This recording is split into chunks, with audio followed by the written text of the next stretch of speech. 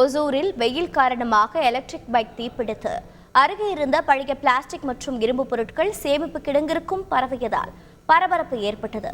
இது பற்றிய கூடுதல் தகவல்களை செய்தியாளர் ஜெயசுராஜ் வழங்கி கேட்கலாம். ஜெயசுராஜ் வணக்கம். சேத விவரங்கள் என்ன?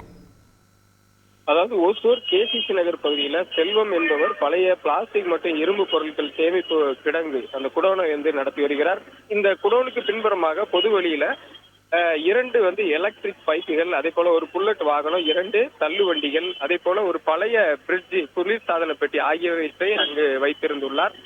இந்த நிலையில வெயில் காரணமாக அந்த எலக்ட்ரிக் பைக்கில் தீ விபத்து ஏற்பட்டுள்ளது. அதே போல அந்த குளிர்சாதன பெட்டியிலிருந்து வெளியான அந்த கேஸிலும் தீப்பிடித்ததாக கூறப்படுகிறது.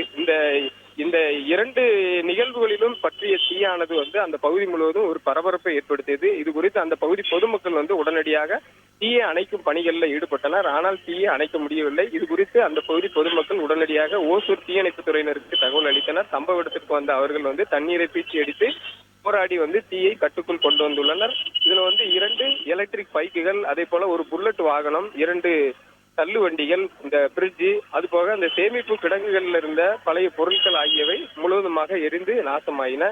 இதனுடைய மதிப்பு பாத்தீங்கன்னா சுமார் 3 லட்சத்துக்கு மேல் என கூறப்படுகிறது. இது குறித்து ஓசூர் அட்கோ போலீசார் தீவிர விசாரணை மேற்கொண்டு வருகின்றனர். விவரங்களை வழங்கியதற்கு நன்றி ஜெயசுராஜ். செய்திகளை உடனுக்குடன் தெரிந்து கொள்ள உடனே சப்ஸ்கிரைப் பண்ணுங்க.